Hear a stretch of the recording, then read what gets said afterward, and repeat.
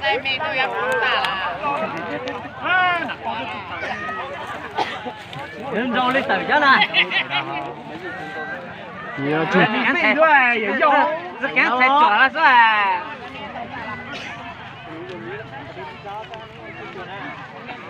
好冇中國。好冇中國啊！就買錢我哋夾過來就上海哦。我冇上通嘢，做嘢我冇搞好。通嘢你做嘢我冇搞好。耶，这事他冇去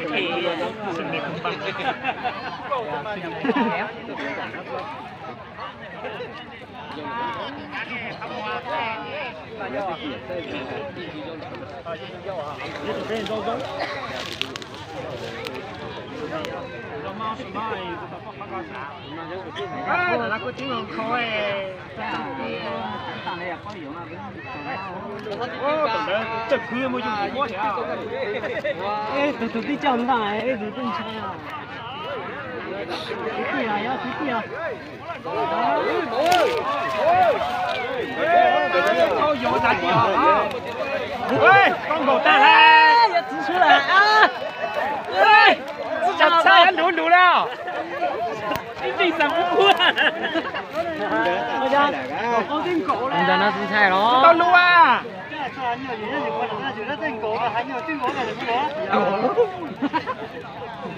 ！cái mày hay là tiêu nhiều tiêu hay mày nhiều tiêu mình sai nhiều tiêu giờ không cổ tua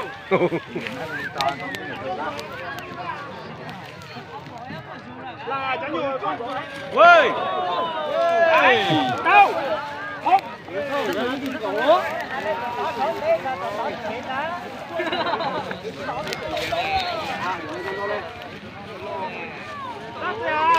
mày tập cho nhiều tiêu hay mày nhiều tiêu sai hả? ใช่ฮะ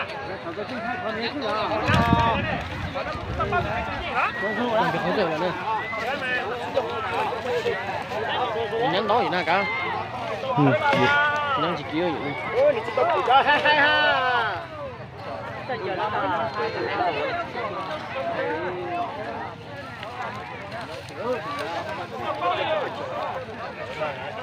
大爷，我还蛮读书，我吃过多少了？读书吃过了。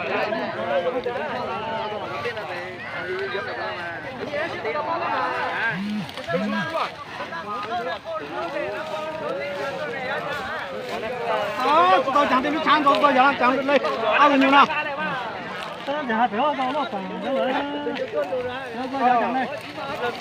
đó nó nhiều nó bị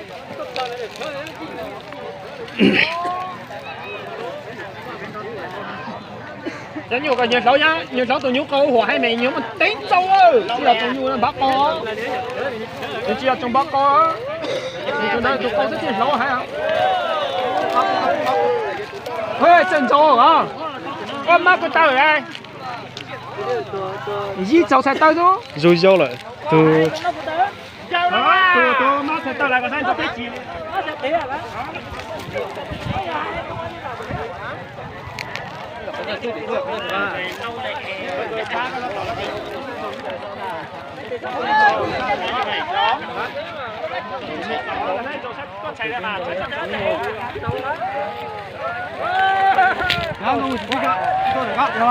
有冇俾咗板凳啊？冇板夠板，冇板夠夠咯，夠啊！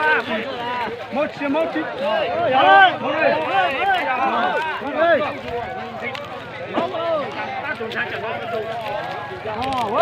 ，bây giờ là đi đi hát à ơi ghét tôi xuống à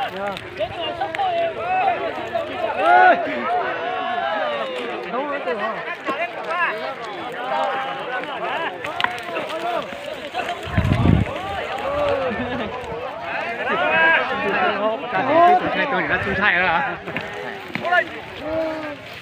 nhớ chỉ dù cha đi ơi cô sai bảo ta mê lê qua chỉ ăn chúa trả sức người dùng mê chẳng ai nhìn kỹ cái gì nhân giờ kỹ lý ha là kỳ thả mê lên sông mà đông chí là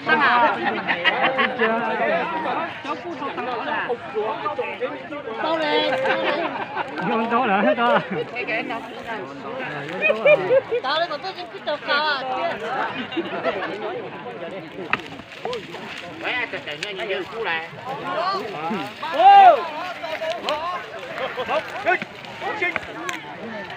谁呀？哎，走，挺慢说。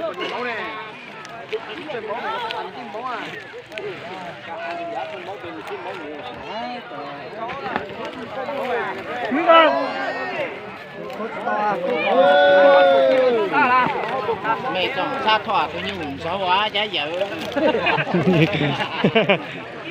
hùng xấu quá tôi như chặt chá ít qua kì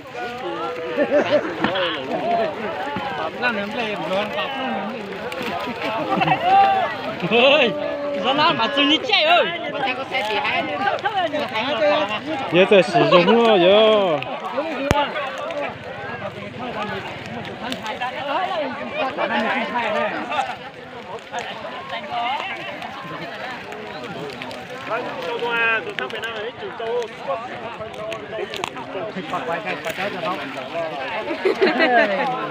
đánh xe mùi nhiều quậy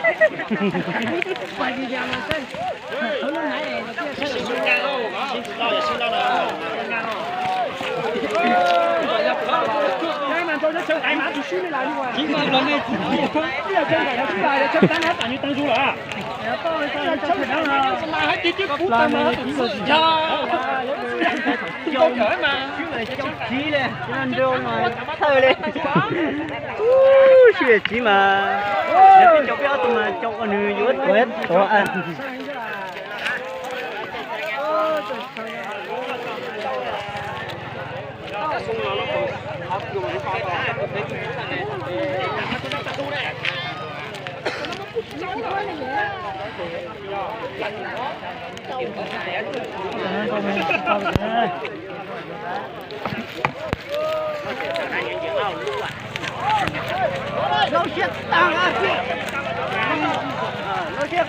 bây giờ tôi rủi ro lên rồi đó dạ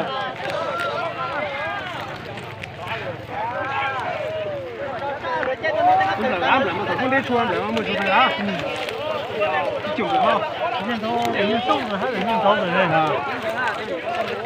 nhớ chân căng ta giờ nán nán cũng thu rồi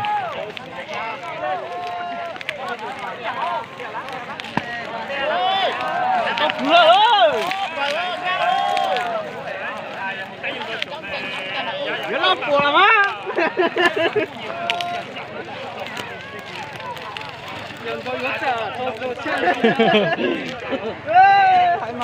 cái cửa ấy của thì có thể cái tiếng này có thể phải chơi qua là còn tôi lắp quần gì quá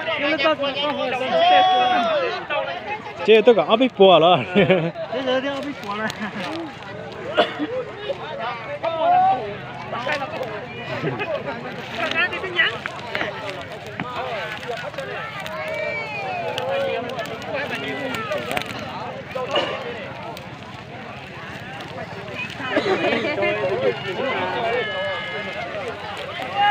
tụi đàn ông mà rồi các tụi đàn ông chỉ có lắm nó shit đâu rồi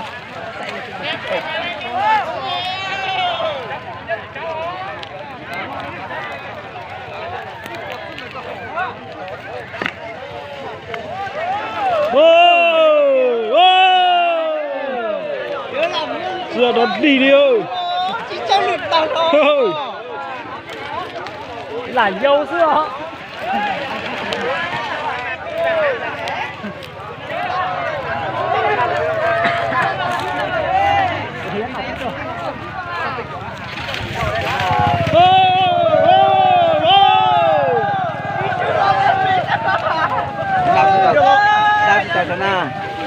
chơi than đùa đấy anh chỉ có xem là phải rất nhiều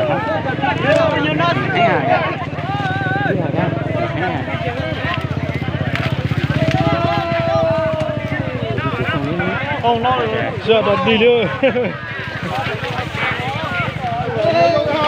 cần gì Đuổi chứ sao rồi ha. 几个你们几个？啊，六个，都有高的多。几用了？两百把手了。啊！喂，好嘛？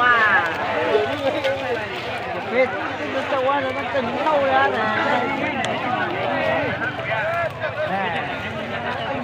错了，是吧？又不对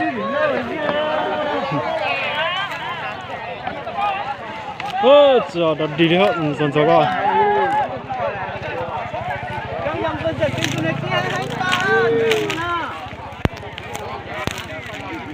那那个饭也没捞，过了，你快吃饭加上那跟到老饭被叫下来。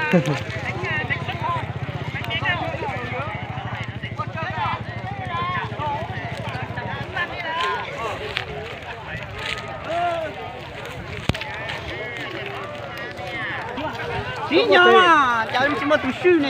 啊，我个上头嘛。我得说到，我那种走了。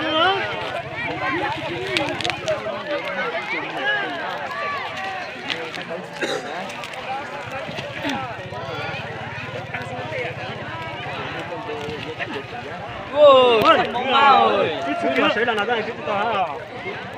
都别，都痛我，但是在地下腰地呢。哇哇哇！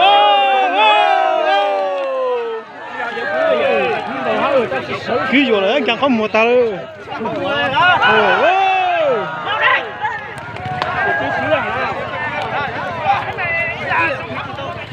哦。mình dừng cả không mua được cua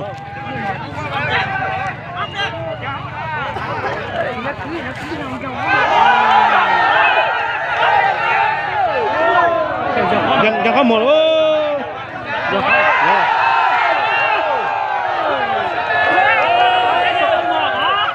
dừng không mua được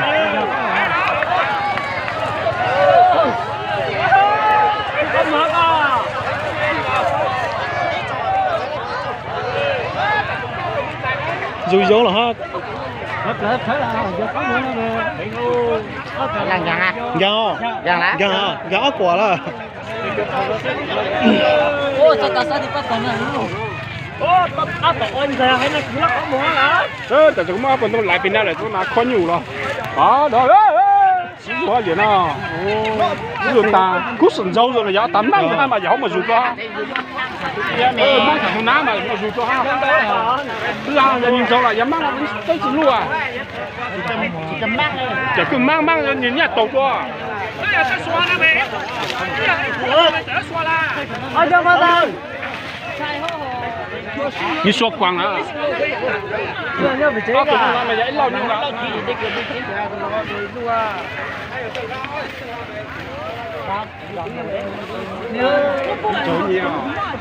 Càng không mua. Là có là vì đó mà sao sao? Bây giờ anh phải khi nữa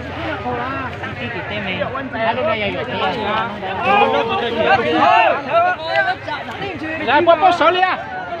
Có nhớ tiền mà. Chào à. Lo luôn á. Sao bây giờ chưa này giờ trang nhà cái lúa mà. Cái sạch chạm tới ra. Sạch chảo là sư phụ à. Nhìn chứ bác sạch chảo. Nhà thế như là quý là. Vậy sao sáng ra là quý là. Dạ. Tự nhiên ít lâu như vậy, tụi cũng xây dạng à.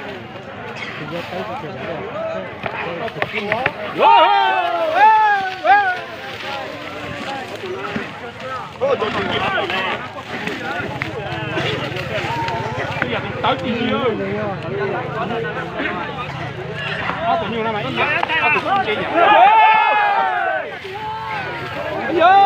Tôi đi lạ luôn. Còn gần quá nó sẽ là Gần à? dạ. Nhưng trong những khu đó. Gần cùng mua gì mua.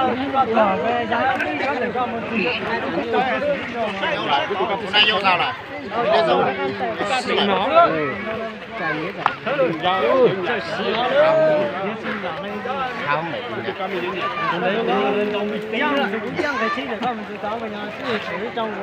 rau à, có tụi con sẽ chơi. nó tụi lụa à, chơi đâu, tích công mạnh nó lúa. lúa này to dữ dội à, đi theo. Lúa nó cũng thế, chứ mà tính cho tao như này. mà năm mẹ tụi cái mà năng nhỉ. Tông vào tụi tí hành không? Cái sau lúa cào à, lúa cào là lúa cào lúa à. Thế mà trẻ vâng là. Có là đánh khó rồi, anh phải đánh mới lên. Đây cho một cú à. Không đâu nè.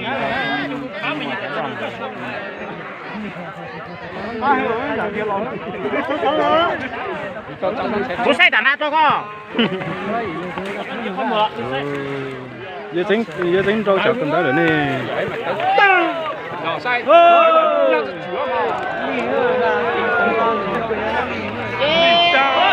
Anh nhặt con mỡ rồi. Dâu à, dâu trâu. Dâu đâu?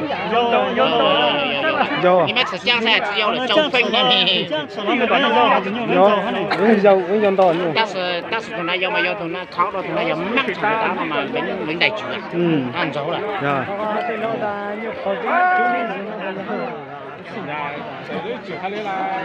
Tao có thôi tao lâu rồi. Nhưng mà ta chả có cua đây cái này chỉ cái năm nó. Cái gì mà cái gì ta mua cái này Giờ知道整个。我下来哈。你出来也这么说嘞？走了。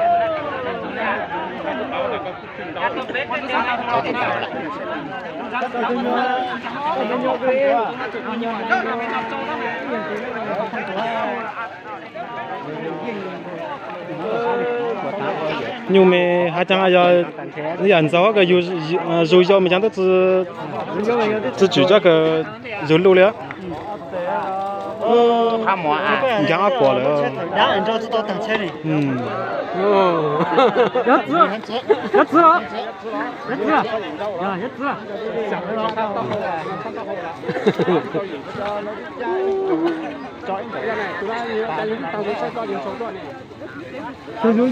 Cái nhu sang gì cho xe đặc biệt của mà chúng tao xe lên ná đi ơi còn nó lấy một xe là rú luôn ta mà cút chứ đó ta trắng nó có tao có đi đó mà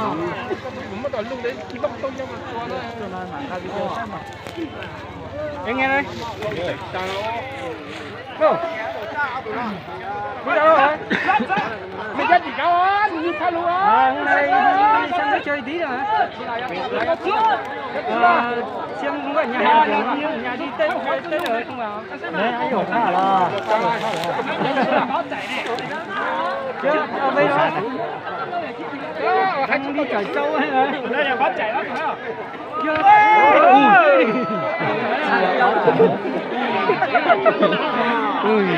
Giờ bắt sẵn rồi đó.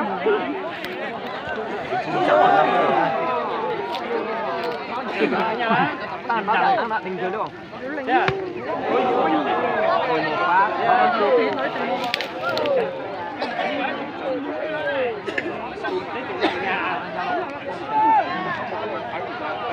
Tôi xả xuống là đó.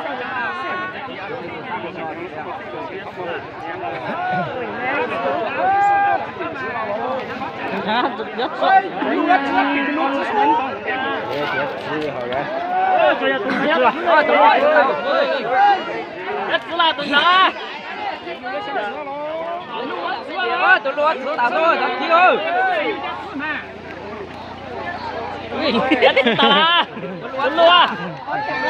giờ con cổ tăng là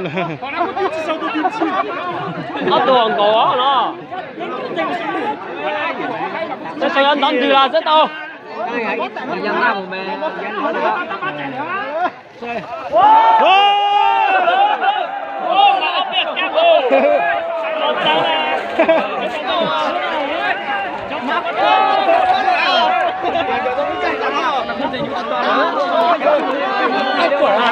Đi còn là tăng rồi. Thôi hả rồi. Hơi hú bị khóc đập. Quần tớ lại rồi nào.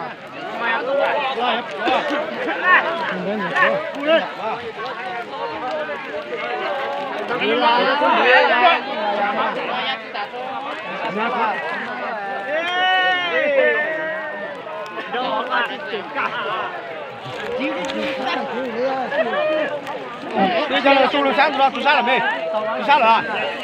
Giờ cho con mồm nó rồi. Không mau rồi. Ê, nhà lấy trả lo. Cái thọ tôi chân đâu là chứ mà tôi xưa nhà đi rồi. Ôi, bên nhà tao.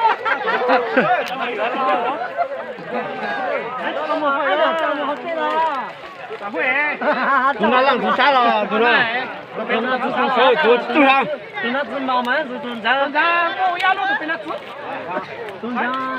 Tuần đã rủi ro này tao có tuần đã tu sa.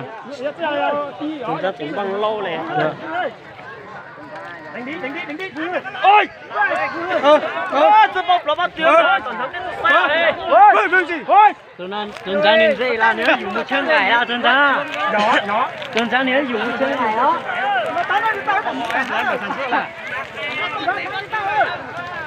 Tán rồi.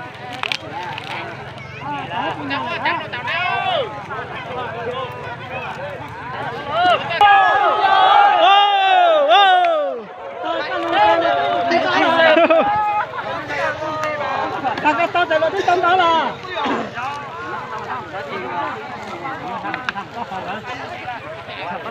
Giờ tí dùng lên rồi.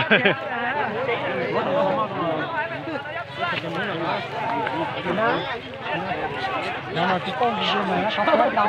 Nó liền rất tí dùng thì có. Nó tao chạy rất.